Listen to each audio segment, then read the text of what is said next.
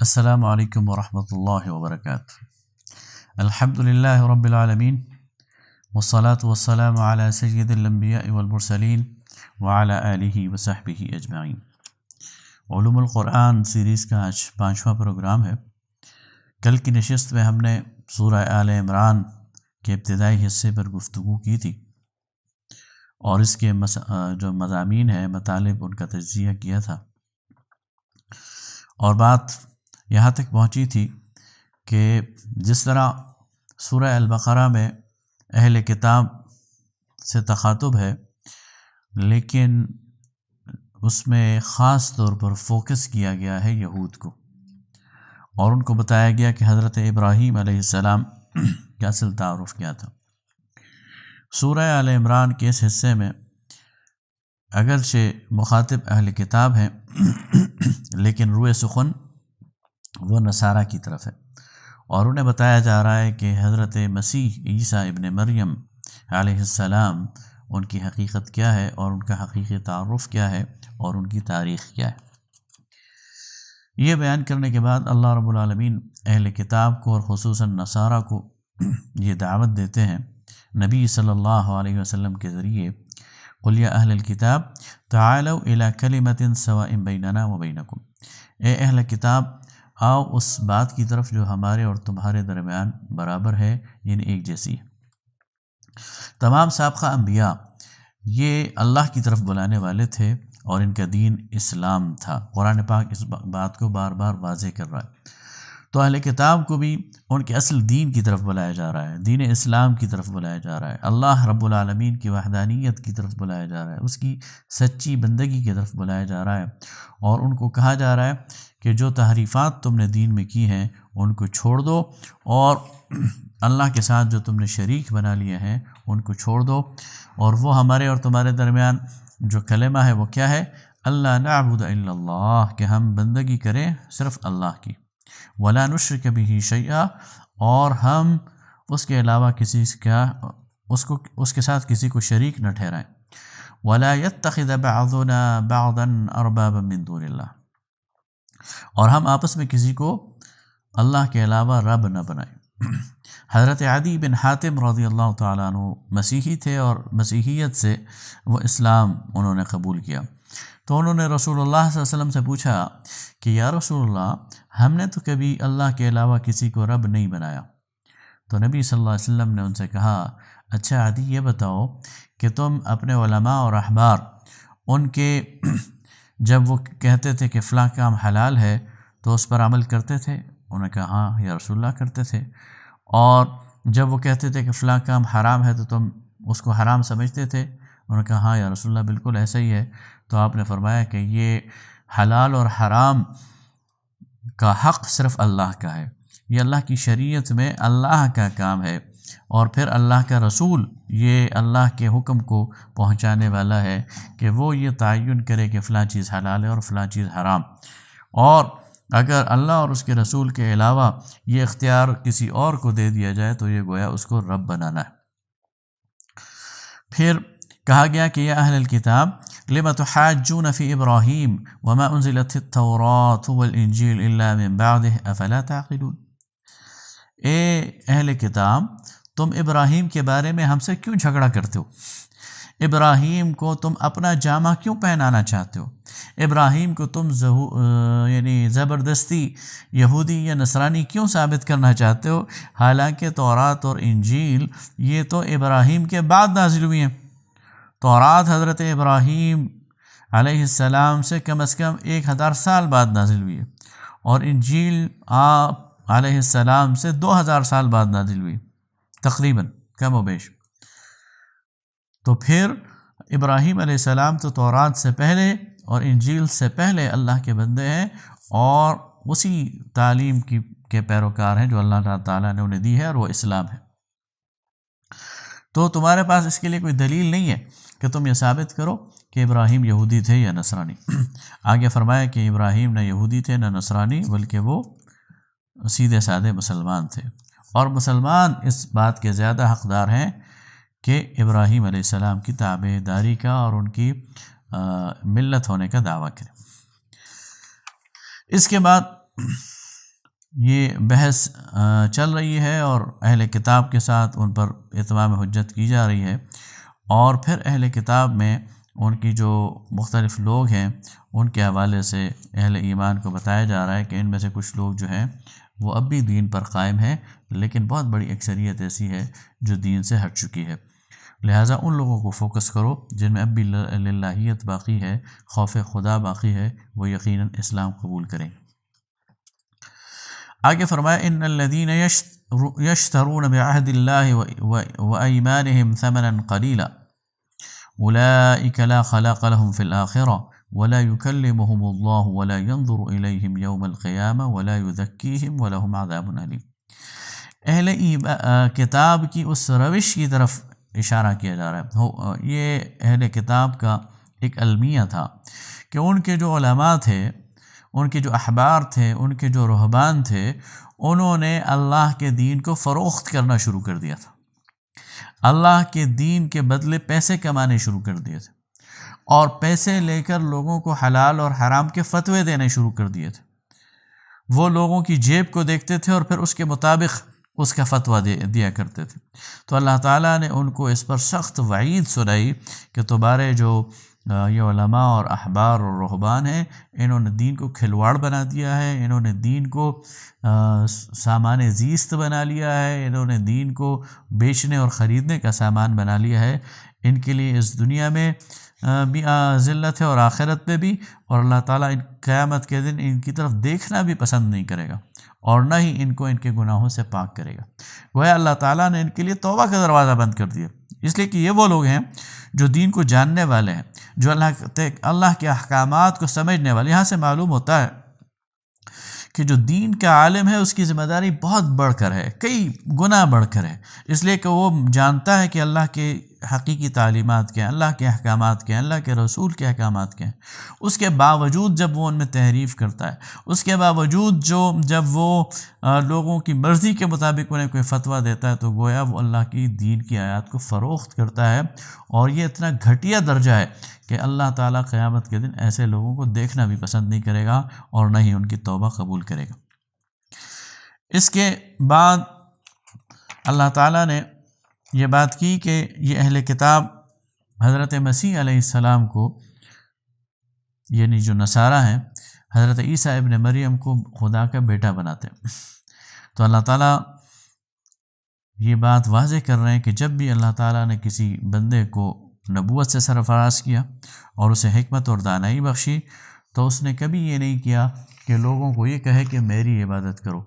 بلکہ وہ ہمیشہ لوگوں کو یہی تعلیم دیتے ہیں کہ اللہ کی بندگی کرو اور اللہ کی طرف بلاتے ہیں۔ اس کے بعد اللہ رب العالمین نے ایک واقعے کی طرف، جو کائنات کی تخلیق سے پہلے کا واقعہ ہے، اس کی طرف انسانیت کی اور اہل کتاب کی اور پھر قرآن کے مخاطبین کی توجہ مبذول کروائی۔ وَإِذْ أَخَذَ اللَّهُ مِيثَاقَ النَّبِيِّينَ لَمَا آتَيْتُكُم مِّن كِتَابٍ وَحِكْمَةٍ ثُمَّ جَاءَكُمْ رَسُولٌ مُصَدِّقٌ لِّمَا مَعَكُمْ لَتُؤْمِنُنَّ بِهِ وَلَتَنصُرُنَّهُ کہ اللہ تعالیٰ نے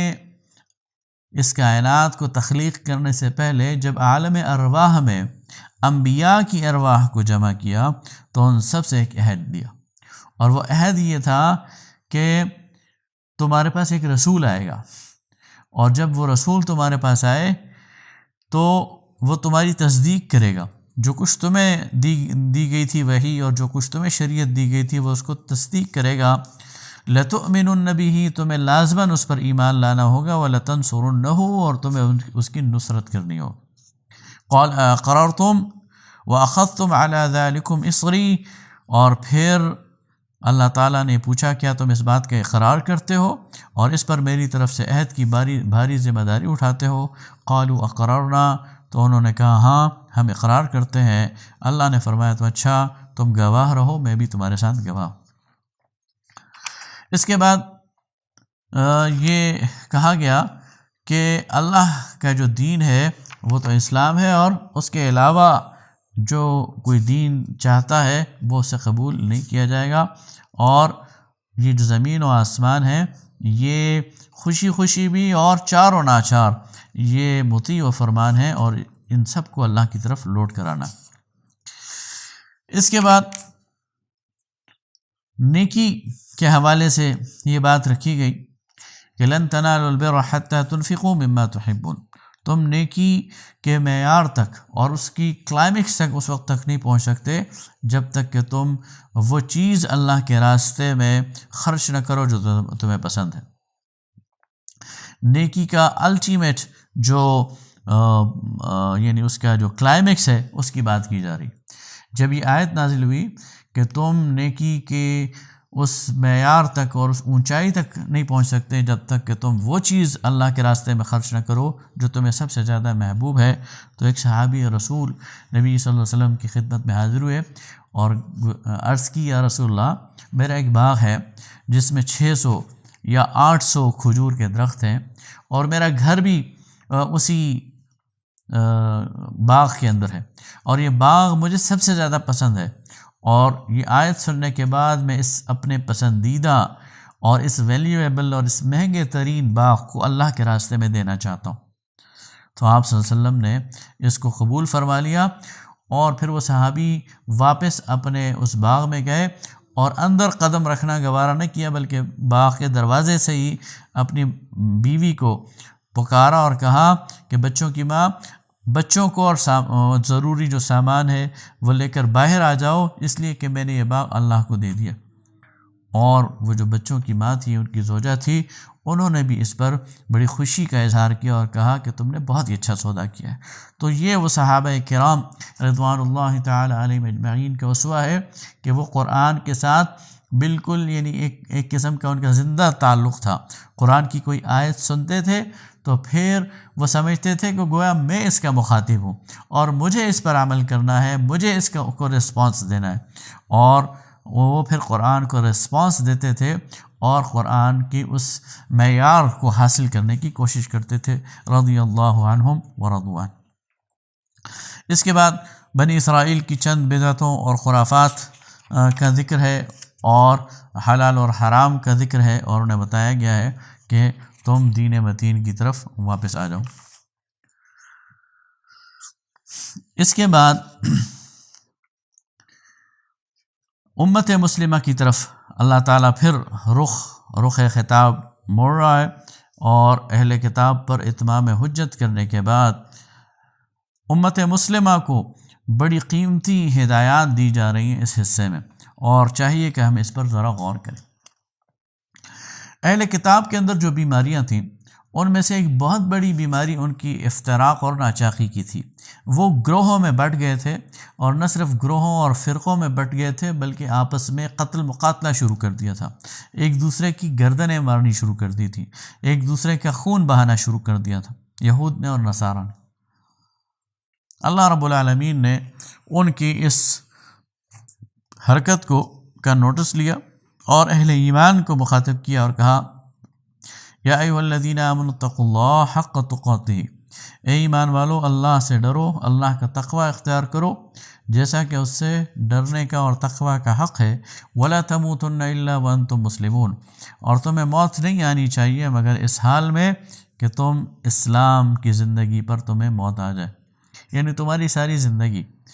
شعور کی پہلی گھڑی سے لے کر جب تم نے شعور کی آنکھ کھولی ہے اس کی پہلی گھڑی سے لے کر موت کی آخری ہچکی تک تمہارا عمومی طرز عمل فرما بردار والا ہونا چاہیے، تابعدار والا ہونا چاہیے، مسلم والا ہونا چاہیے، تب تم اللہ رب العالمین کے ہاں یہ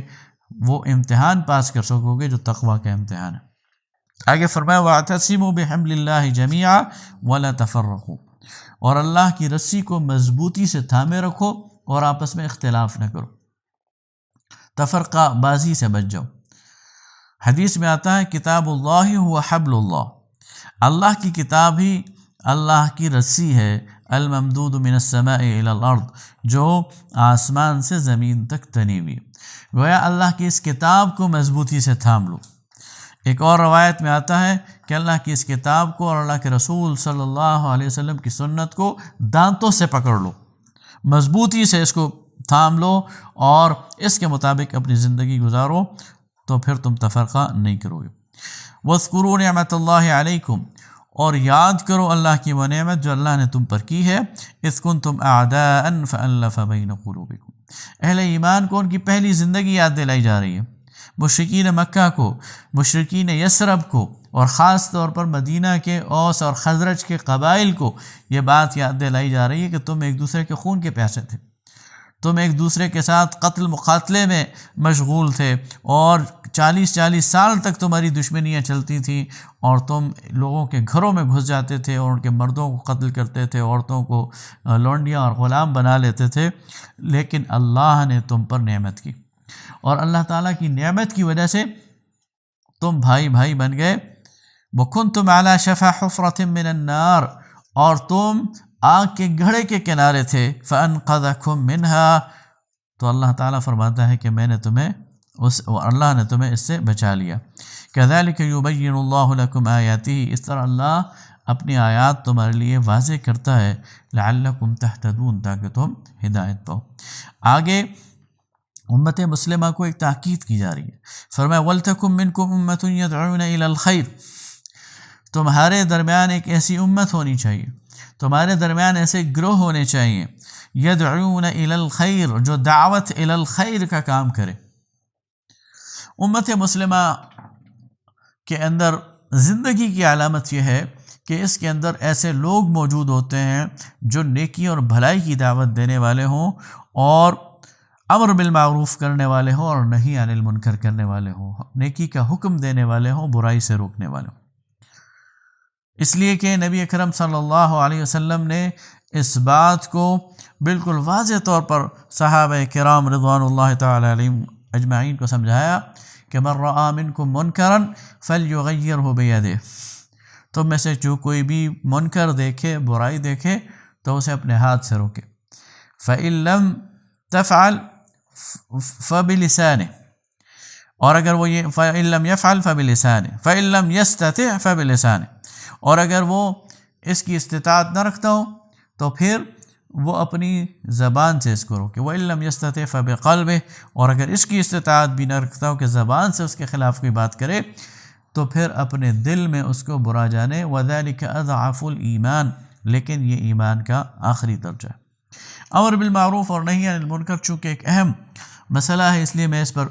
ذرا تھوڑا ٹائم لے کر آپ کو پھر ایک نبی صلی اللہ علیہ وسلم کی طرف سے مثال بتانا چاہتا ہوں کہ آپ صلی اللہ علیہ وسلم نے اس معاشرے کی مثال جس میں امر بالمعروف اور نہی عن المنکر نہیں ہوتا، اس کی مثال بیان کی۔ آپ صلی اللہ علیہ وسلم نے فرمایا، اور اس کی مثال آپ نے تمثیل کے طور پر رکھی، کہ آپ صلی اللہ علیہ وسلم نے فرمایا کہ سمندر میں ایک کشتی جاتی ہے، کشتی محوے یعنی دوران سفر جب سمندر میں، اور اس کی 2 منزلیں ہیں، کچھ لوگ اوپر کی منزل میں رہتے ہیں اور کچھ لوگ نچلی منزل میں رہتے ہیں۔ اب اگر ایسا موقع آ جائے کہ نیچے رہنے والے لوگ وہ یہ سوچنے لگیں کہ ہمیں پانی لینے کے لیے اوپر جانا پڑتا ہے، تو کیا ہی اچھا ہو کہ ہم یہاں کشتی کے پیندے میں سوراخ کر لیں ایک کنویں کی شکل میں، اور سمندر سے براہ راست پانی نکال لیا کریں۔ تو آپ صلی اللہ علیہ وسلم نے فرمایا کہ اگر کشتی کے اوپر رہنے والے لوگ نیچے والے لوگوں کو اس حرکت سے باز نہیں رکھیں گے اور انہیں اپنی یہ حرکت کرنے دیں گے کہ ان کی اپنی جگہ کھودنے دو، سوراخ کرنے دو، تو کشتی ڈوبے گی، اور جب کشتی ڈوبے گی تو نیچے والے بھی ڈوبیں گے اور اوپر والے بھی ڈوبیں گے۔ تو جس معاشرے میں برائی کا ارتکاب کیا جاتا ہے اور اس کو کوئی روکنے والا نہیں ہوتا، تو گویا اللہ کے عذاب کو دعوت دی جا رہی ہوتی ہے، اور جب اللہ کا عذاب آتا ہے تو پھر وہ بھی شکار ہوتا ہے جس نے اس برائی کا ارتکاب کیا ہے، اور وہ بھی شکار ہوتا ہے جس نے اس برائی کا ارتکاب نہیں کیا۔ اس لیے اللہ تعالیٰ امت مسلمہ کو ایک زندہ، ایک پرو ایکٹیو امت کے طور پر متعارف کراتے ہیں کہ یہ جو امت ہے اس کے اندر ایسے لوگ موجود ہوں جو نیکی کی دعوت دینے والے ہوں، خیر کی دعوت دینے والے ہوں، نیکی کا حکم دینے والے ہوں، برائی سے روکنے والے ہوں۔ وَأُولَئِكَ هُمُ الْمُفْلِحُونَ، اور یہی لوگ جو ہے وہ کامیاب ہیں۔ پھر کہا گیا کہ ان لوگوں کی طرح نہ ہو جاؤ جو کہ اختلاف میں پڑ گئے، یعنی جب ان کے پاس روشن ہدایات آ گئیں تو ان کے لیے بہت بڑا عذاب ہے۔ اور پھر دوبارہ یہ بات یاد دلائی گئی کہ کنتم خیر امت اخرجت للناس، یہ جو سابقہ امتیں ہیں یہ معزول ہو گئی ہیں، ان کو منصب قیادت اور امامت سے ہٹا دیا گیا، اور اب تم وہ امت ہو جو بہترین امت ہو۔ یہ دیکھیے یہ سٹیٹس اللہ رب العالمین امت مسلمہ کو دے رہا ہے۔ لا الہ الا اللہ محمد الرسول اللہ پڑھنے والوں کو اللہ تعالیٰ یہ سٹیٹس دے رہا ہے کہ تم بہترین امت ہو۔ وَكَذَلِكَ جَعَلْنَاكُمْ أُمَّةً وَسَطًا لِتَكُونُوا شُهَدَاءَ عَلَى النَّاسِ، سورہ بقرہ میں فرمایا کہ ہم نے تمہیں ایک اوسط امت بنایا، امت وسط بنایا، تاکہ تم لوگوں پر گواہی دو۔ تمہیں اللہ تعالیٰ نے اپنا نمائندہ بنا دیا ہے، تمہیں اللہ تعالیٰ نے چن لیا ہے۔ وَاجْتَبَاكُمْ سورہ حج میں فرمایا ملت ابیکم ابراہیم، تم اپنے باپ ابراہیم کی ملت ہو۔ هو سماکم المسلمین، اس نے تمہارا نام مسلمان رکھا ہے، اور اس اللہ نے تمہیں چن لیا ہے، اس نے تمہیں منتخب کر لیا ہے، اور یہاں فرمایا تم وہ بہترین امت ہو، گویا تم ہی وہ امت ہو جسے منتخب کیا گیا، اور اس انتخاب کی وجہ سے تم بہترین امت ہو۔ تمہارا پلیٹ فارم اونچا ہے باقی انسانیت سے، اور تمہارا کام یہ کیا ہے؟ تم نے لوگوں کو نیکی کا حکم دینا ہے، تم نے لوگوں کو برائی سے روکنا ہے۔ دنیا کی تہذیب تمہارے ہاتھوں سے نکلے گی، تم نے دنیا کو تہذیب سکھانی ہے، تم نے دنیا کو اندھیروں سے نکالنا ہے، روشنی کی طرف لے کے آنا ہے، تم نے دنیا کو قانون دینا ہے، تم نے دنیا کو معاشرت دینی ہے، تم نے دنیا کو اٹھنے اور بیٹھنے، سونے اور لیٹنے، کھانے اور پینے کا سٹائل دینا ہے۔ ایک وقت تھا کہ مسلمان تہذیب غالب تھی، اور جہاں مسلمان جاتے تھے مسلمان اپنی تہذیب ساتھ لے کے جاتے تھے، مسلمان اپنی روایات ساتھ لے کے جاتے تھے، مسلمان اپنا خوبصورت رہن سہن ساتھ لے کے جاتے تھے، اپنی ثقافت اور نظافت ساتھ لے کے جاتے تھے۔ تاریخ ہمیں بتاتی ہے کہ انڈونیشیا اور ملائیشیا یہ وہ ممالک ہیں جہاں پر کوئی مسلم فوج نہیں گئی، یہاں صرف عرب تاجر گئے اور انہوں نے وہاں جا کر تجارت کی ہے، لیکن اس تجارت کے نتیجے میں اور اس خلق کے نتیجے میں، اس بہترین اخلاق کے نتیجے میں، اس امانت اور دیانت کے نتیجے میں، اس تہذیب اور ثقافت کے نتیجے میں وہ پورے کے پورے معاشرے مسلمان ہو گئے۔ تو مسلمان جہاں بھی گئے مسلمان پھر اپنا اثر چھوڑ گئے، مسلمانوں نے اپنی تہذیب کو وہاں پر غالب کر دیا، تو کہا کہ تم بہترین امت ہو اور تمہارا کام دنیا کو لیڈ کرنا ہے، دنیا کو تہذیب سکھانی ہے، دنیا کو امن کا درس دینا ہے، اور یہ دنیا اللہ کی ہے، اور اس پر اللہ والوں کا ہی حق ہے کہ وہ برسر اقتدار رہیں، وہی غالب رہیں، جھنڈا اور پھریرا اللہ ہی کا لہراتا رہے۔ کتنی ظلم کی بات ہے، اور کتنا اس دنیا کا خسارہ ہے۔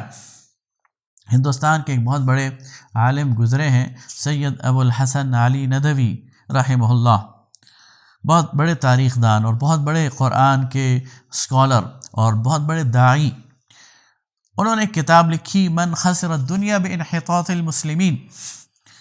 انسانی دنیا پر مسلمانوں کے عروج و زوال کا اثر، اور اس میں انہوں نے بتایا کہ جب مسلمان دنیا کے قائد نہیں تھے تو دنیا کے اندر کیا فساد تھا، اور دنیا کے اندر کیا تاریکی تھی، اور جب مسلمانوں نے دنیا کی قیادت سنبھالی تو دنیا کے اندر کیا نعمتیں آئیں، دنیا کے اندر کیا راحتیں آئیں، دنیا کے اندر کیا تبدیلی آئی،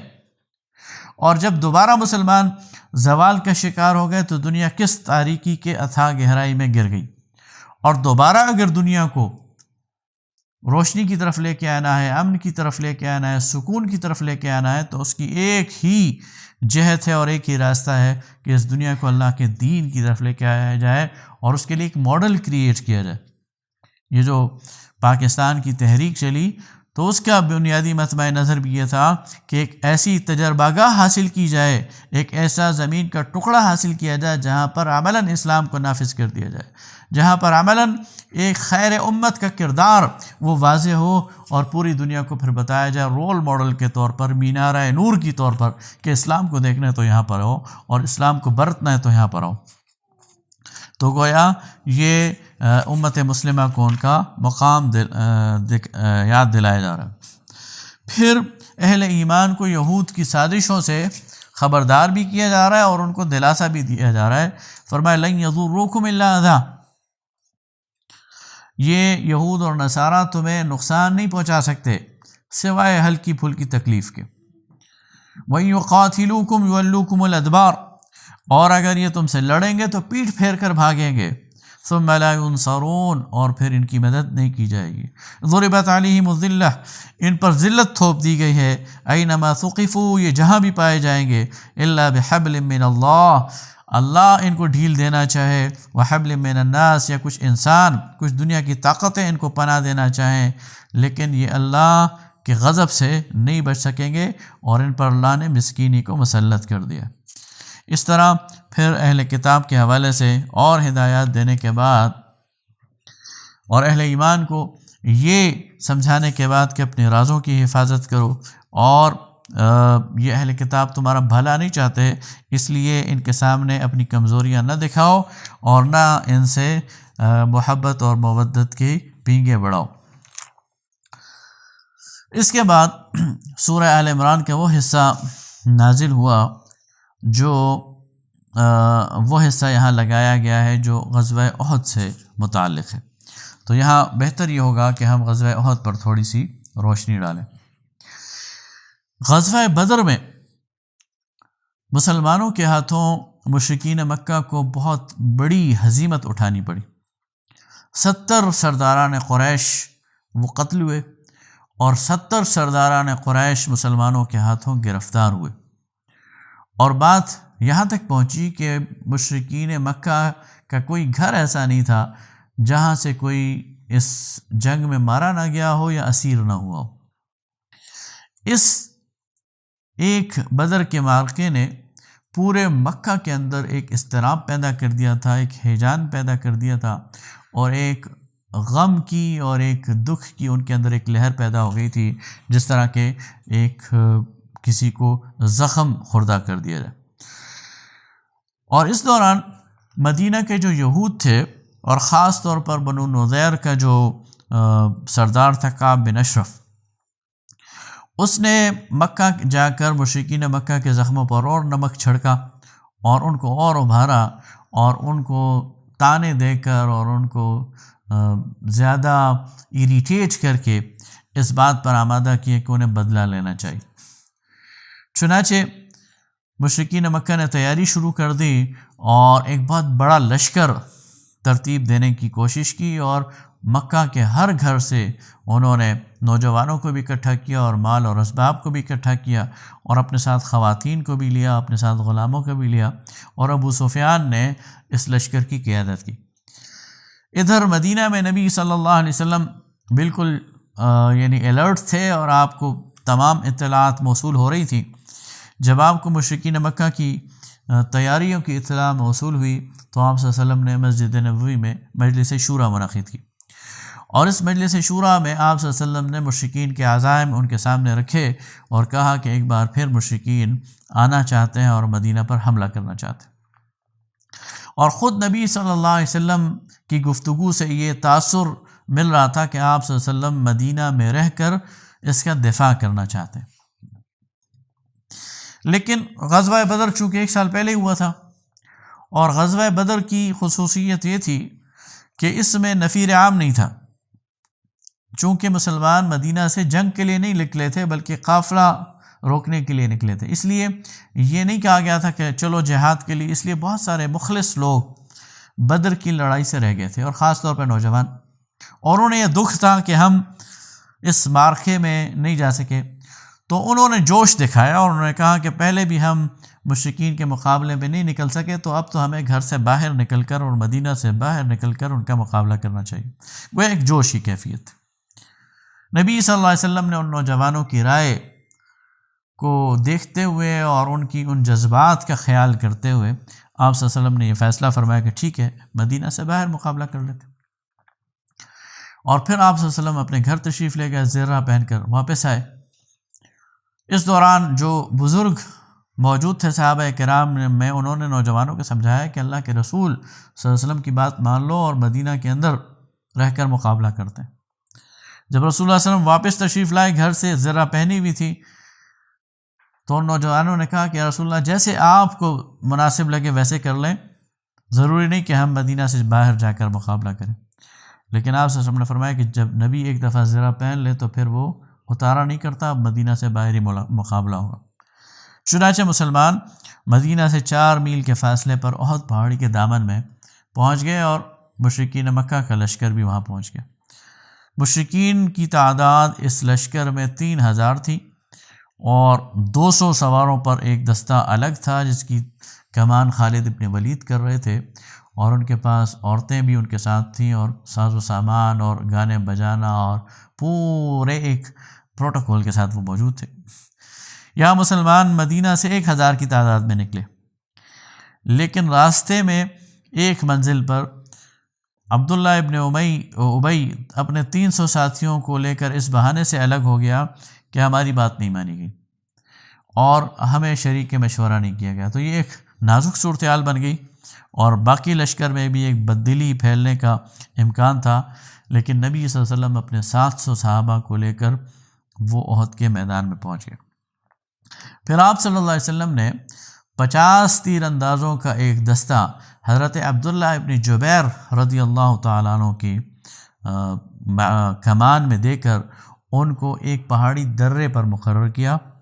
جو کہ مسلمانوں کی پشت پہ تھا، اور آپ صلی اللہ علیہ وسلم نے حضرت عبداللہ ابن جبیر کو یہ تاکید کی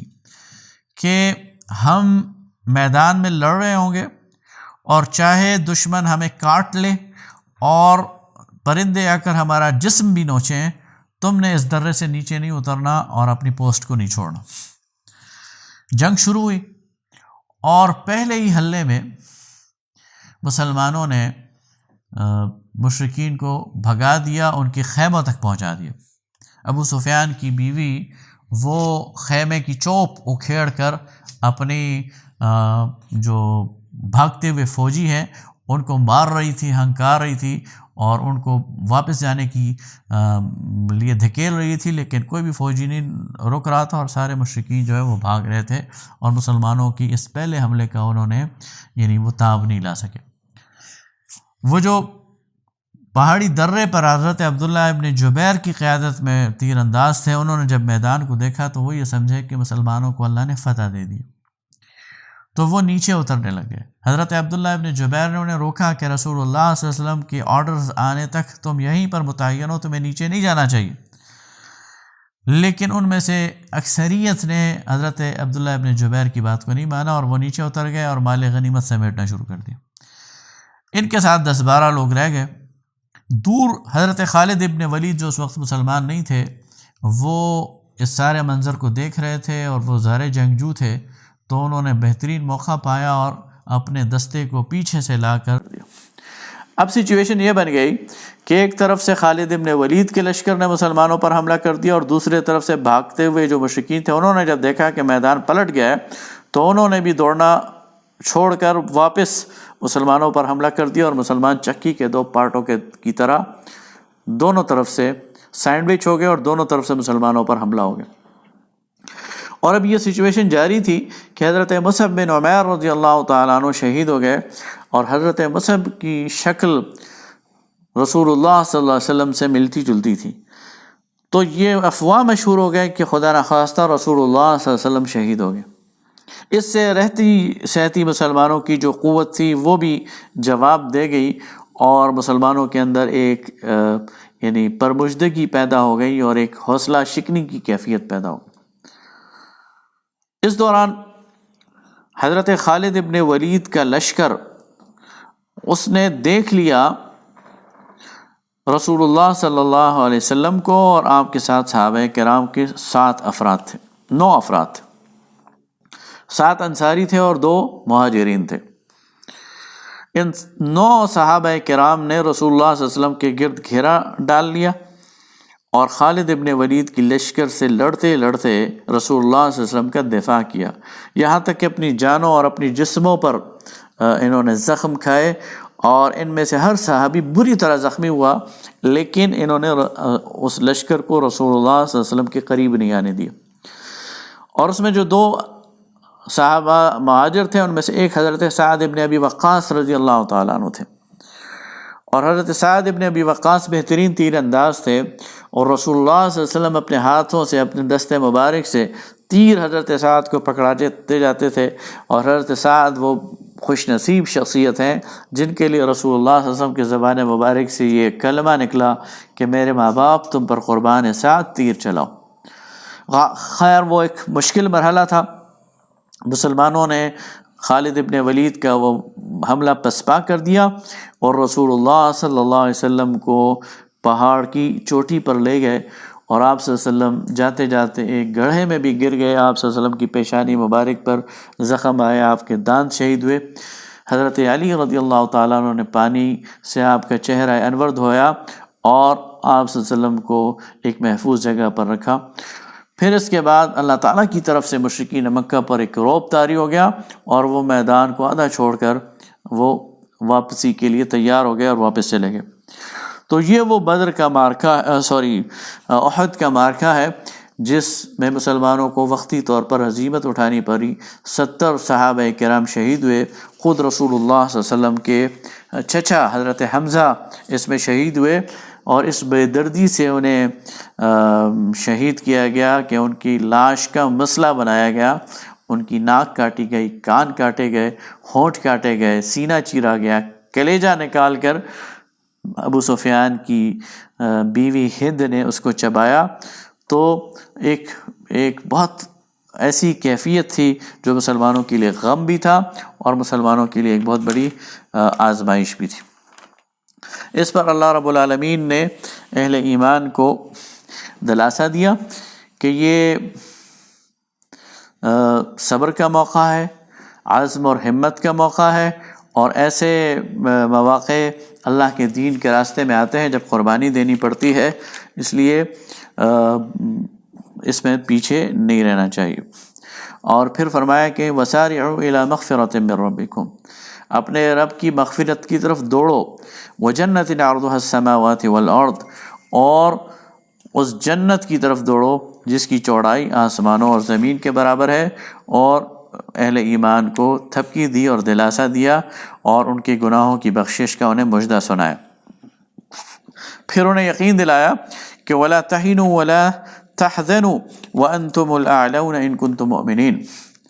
اور نہ غم کرو اور نہ گھبراؤ، تم ہی غالب رہو گے اگر تم اہل ایمان والے ہو۔ إِن يَمْسَسْكُمْ قَرْحٌ فَقَدْ مَسَّ الْقَوْمَ قَرْحٌ مِثْلُهُ، اگر تمہیں تکلیف پہنچی ہے تو اس سے پہلے تم اس قوم کو تکلیف پہنچا چکے ہو۔ وَتِلْكَ الْأَيَّامُ نُدَاوِلُهَا بَيْنَ النَّاسِ، اور اللہ تعالیٰ یہ دن لوگوں کے درمیان پھیرتا رہتا ہے، کبھی آزمائش آتی ہے، کبھی نعمت ہوتی ہے، تو اس سے تمہیں گھبرانا نہیں چاہیے۔ ام حسبتم ان تدخلوا الجنہ، کیا تم نے یہ خیال کر رکھا ہے کہ تم جنت میں داخل کیے جاؤ گے؟ وَلَمَّا يَعْلَمِ اللَّهُ الَّذِينَ جَاهَدُوا مِنْكُمْ، حالانکہ اللہ نے تو ابھی یہ جان کر رہنا ہے اور دکھا کے رہنا ہے کہ تم میں سے کون لوگ ہیں جو جہاد کرتے ہیں، وَيَعْلَمَ الصَّابِرِينَ، اور یہ دکھا کے رہنا ہے کہ صبر کرنے والے کون ہیں۔ اس کے بعد ایک عظیم حقیقت کی طرف اشارہ کیا۔ غزوہ احد میں یہ بات پھیل گئی تھی کہ خدا نخواستہ محمد رسول اللہ صلی اللہ علیہ وسلم شہید کر دیے گئے، تو اس کے نتیجے میں مسلمانوں کے اندر بدحواسی پیدا ہو گئی۔ اللہ رب العالمین نے اس کا نوٹس لیا اور فرمایا وَمَا مُحَمَّدٌ إِلَّا رَسُولٌ، محمد صلی اللہ علیہ وسلم تو اللہ کے رسول ہیں، قد خلت من قبلہ الرسل، ان سے پہلے بھی اللہ نے بہت سارے رسول بھیجے ہیں، أَفَإِن مَاتَ أَوْ قُتِلَ انقلبتم عَلَىٰ أَعْقَابِكُمْ، تو اگر یہ مر جائیں یا قتل کر دیے جائیں تو تم اپنے الٹے پاؤں پھر جاؤ گے؟ کیا تم ان کی عبادت کرتے ہو؟ یہ تو اللہ کے رسول ہیں، انہوں نے آج یہاں ہیں کل یہاں نہیں ہونا، انہوں نے اللہ کے پاس چلے جانا ہے، لیکن اللہ کا دین تو قائم ہے، وہ تو ہمیشہ کے لیے، وہ تو قیامت تک کے لیے۔ تو تمہیں تو بدحواس نہیں ہونا چاہیے، تمہیں تو اپنے مقام پر کھڑے ہونا چاہیے اور مقابلہ کرنا چاہیے، تمہارے اندر یہ کمزوری نہیں ہونی چاہیے۔ اس کے بعد پھر اہل ایمان کو جو ہے وہ دلاسا بھی دیا جا رہا ہے، ان کی چھوٹی چھوٹی کمزوریوں پر بات بھی کی جا رہی ہے، اور پھر جن لوگوں نے نافرمانی کی تھی ان سے نرمی کا بھی مطالبہ کیا جا رہا ہے، اور اللہ تعالیٰ کی طرف سے نبی کریم صلی اللہ علیہ وسلم کو کہا جا رہا ہے کہ آپ ان کے لیے استغفار کریں اور یہ اللہ کی رحمت ہے کہ آپ ان کے لیے نرم ہیں. اگر آپ سخت ہوتے، آپ ترشرو ہوتے، سخت دل ہوتے تو یہ آپ کی گر سے چھٹ جاتے. اس لیے اللہ تعالیٰ نے آپ کو ان کے لیے نرم خو بنایا ہے. اس کے بعد قتال کی یہ ساری باتیں موجود ہیں. آگے چونکہ اس دور میں 70 مسلمان شہید ہوئے اور مسلمانوں کے ہر گھر میں کوئی نہ کوئی شہید تھا. روایات میں آتا ہے کہ حضرت عبداللہ یہ اپنے بیٹے جابر کے ساتھ اس غزوہ احد سے پہلے دونوں باپ بیٹے کے درمیان ایک مکالمہ ہوا. حضرت عبداللہ کی خواہش تھی کہ وہ جہاد پہ جائیں اور جابر کی خواہش تھی، وہ 16-17 سالہ نوجوان تھے، کہ وہ جہاد پر جائیں. لیکن پھر بات یہاں پر ختم ہوئی کہ عبداللہ نے کہا کہ بیٹا میری عمر زیادہ ہے، مجھے معلوم نہیں آئندہ جہاد کا موقع آئے گا کہ نہیں، تو مجھے جانے دو اور تم پیچھے رہو اور اپنی بہنوں کا خیال رکھنا. حضرت جابر کی 7 بہنیں تھیں. چنانچہ حضرت عبداللہ وہ جہاد پہ چلے گئے اور احد کے میدان میں وہ شہید ہو گئے. رسول اللہ صلی اللہ علیہ وسلم جب احد سے واپس تشریف لائے تو آپ صلی اللہ علیہ وسلم نے تمام شہدائے احد کے گھروں میں جا کر ان کے گھر والوں سے تعزیت کی اور ان کو دلاسا دیا. تو جب آپ صلی اللہ علیہ وسلم حضرت جابر کے گھر تشریف لائے تو آپ نے حضرت جابر رضی اللہ تعالیٰ عنہ کا ہاتھ پکڑا اور دیکھا کہ حضرت جابر مغموم ہے. تو پوچھا جابر کیوں مغموم ہو؟ تو انہوں نے کہا یا رسول اللہ ایک تو غم یہ ہے کہ والد صاحب شہید ہو گئے، دوسری بات یہ ہے کہ 7 بہنیں ہیں اور ان کو اپنے گھر کا کرنا ہے، ان کی ذمہ داری ادا کرنی ہے، اور تیسری بات یہ ہے کہ والد صاحب قرض چھوڑ کر گئے، مقروض تھے، اس کی ادائیگی کا بھی کوئی انتظام نہیں ہے. تو یہ اتنے زیادہ مسائل ہیں، اس وجہ سے میں پریشان ہوں. تو نبی صلی اللہ علیہ وسلم نے مسکرا کر کہا کہ جابر میں تمہیں یہ نہ بتاؤں کہ تمہارے والد کے ساتھ اللہ نے کیا سلوک کیا؟ تو حضرت جابر نے کہا یا رسول اللہ ضرور بتائیں. تو آپ صلی اللہ علیہ وسلم نے فرمایا کہ اللہ تعالیٰ کی یہ شان نہیں ہے کہ وہ کسی بندے کے ساتھ براہ راست مکالمہ کرے، لیکن جب تمہارے والد شہید ہوئے تو اللہ تعالیٰ نے تمہارے والد سے براہ راست کلام کیا. اور انہوں نے کہا کہ بتاؤ عبداللہ تمہاری کیا خواہش ہے؟ تو انہوں نے کہا کہ اللہ جو مزہ اور جو لذت مجھے شہادت کے وقت آیا، میری خواہش ہے کہ آپ مجھے دوبارہ دنیا میں بھیجیں اور میں دوبارہ جہاد کروں اور وہ مزہ حاصل کروں، وہ لذت پاؤں. تو اللہ تعالیٰ نے کہا کہ یہ تو میری سنت نہیں ہے کہ جو اس موت کی سرحد کو پار کر کے آ جائے میں اسے دوبارہ بھیجوں. تو حضرت عبداللہ نے کہا اے اللہ میری طرف سے میرے پیچھے جو گھر والے ہیں ان کو یہ پیغام دے دے کہ میں بڑا خوش ہوں اور مطمئن ہوں. تو اس پر یہ آیت نازل ہوئی وَلَا تَحْسَبَنَّ الَّذِينَ قُتِلُوا فِي سَبِيلِ اللَّهِ أَمْوَاتٌ، جو لوگ اللہ کے راستے میں مارے جائیں انہیں تم مردہ خیال بھی مت کرو، بل احیاء، وہ تو زندہ ہیں، عند ربہم یرزقون، اپنے رب کے ہاں اور انہیں رزق دیا جا رہا ہے. سورہ بقرہ میں کہا جا رہا تھا وَلَا تَقُولُوا لِمَن يُقْتَلُ فِي سَبِيلِ اللَّهِ أَمْوَاتٌ،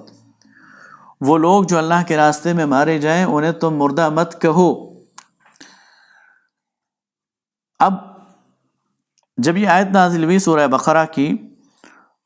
تو صحابہ کرام نے ان لوگوں کے بارے میں جو جہاد میں مارے جاتے تھے قتل ہونے یا ہلاک ہونے کے بجائے ان کے لیے شہید کی اصطلاح استعمال کرنی شروع کر دی، اس لیے کہ اللہ نے فرمایا تھا کہ انہیں مردہ مت کہو، یہ تو زندہ ہے. لیکن دل میں یہ خیال ضرور گزرتا تھا کہ کیسے زندہ ہے، اس لیے کہ ہمارے ہاتھوں میں وہ مردہ جسم ان کے ہوتے ہیں، ہم اپنے ہاتھوں سے انہیں قبر میں اتارتے ہیں، ہم انہیں دفن کرتے ہیں، پھر زندگی بھر ان سے کوئی تعلق نہیں رہتا، تو مر تو گئے لیکن اللہ نے کہہ دیا تو ٹھیک ہے، اللہ کی کہے پر یقین ہے ہمیں. تو اللہ تعالیٰ نے یہاں پر یہ نہیں کہا کہ ولا تقول، بلکہ فرمایا ولا تحسبن الذین قتلوا فی سبیل اللہ اموات، وہ لوگ جو اللہ کے راستے میں مارے جائیں انہیں مردہ خیال بھی مت کرو، بل احیاء عند ربهم یرزقون، وہ اللہ کے ہاں، اپنے رب کے ہاں زندہ ہے اور انہیں رزق دیا جا رہا ہے۔ تم زندگی کو کیا سمجھتے ہو؟ کھانے پینے کو زندگی سمجھتے ہو، چلنے پھرنے کو زندگی سمجھتے ہو، اوڑھنے پہننے کو زندگی سمجھتے ہو؟ تو یہ جو تمہاری لائف ہے، یہ جو تمہاری زندگی ہے، اس سے بہتر زندگی اللہ نے انہیں دے دی ہے، یہاں سے بہتر رزق اللہ نے انہیں دے دیا ہے، یہاں سے بہتر گھر اللہ نے انہیں دے دیا ہے، یہاں سے بہتر کوالٹی آف لائف اللہ نے انہیں دے دی۔ فرحین بما آتاہم اللہ من فضلہ، اور فرمایا کہ وہ خوشیاں منا رہے ہیں اس فضل پر جو اللہ نے ان پر کیا ہے۔ تم یہاں ماتم کر رہے ہو، تم یہاں غمگین ہو، تم یہاں ان کے فراق میں درد مند ہو، اور وہ وہاں خوشیاں منا رہے ہیں اس فضل پر جو اللہ نے ان پر کیا ہے۔ وَيَسْتَبْشِرُونَ بِالَّذِينَ لَمْ يَلْحَقُوا بِهِم مِّن خَلْفِهِمْ، اور خوشخبری دیتے ہیں، پیغام پہنچاتے ہیں ان لوگوں کو جو پیچھے رہ گئے ہیں، اللہ خوف علیہم ولا هم يحزنون، کہ ان کے بارے میں کسی خوف کا مقام نہیں ہے اور نہ کسی غم کا مقام ہے۔ تو یہ جب آیات نازل ہوئی، وَيَسْتَبْشِرُونَ بِنِعْمَةٍ مِّنَ اللَّهِ وَفَضْلٍ، اور وہ خوشخبری دے رہے ہیں اللہ کی نعمت اور اس کے فضل کی، وَأَنَّ اللَّهَ لَا يُضِيعُ أَجْرَ الْمُؤْمِنِينَ، اور یہ کہ اللہ تعالیٰ اہل ایمان کے اجر کو ضائع نہیں کرتا۔ اگلی آیات پر انشاءاللہ اگلی نشست میں بات کریں گے۔ وآخر دعوانا ان الحمد للہ رب العالمین۔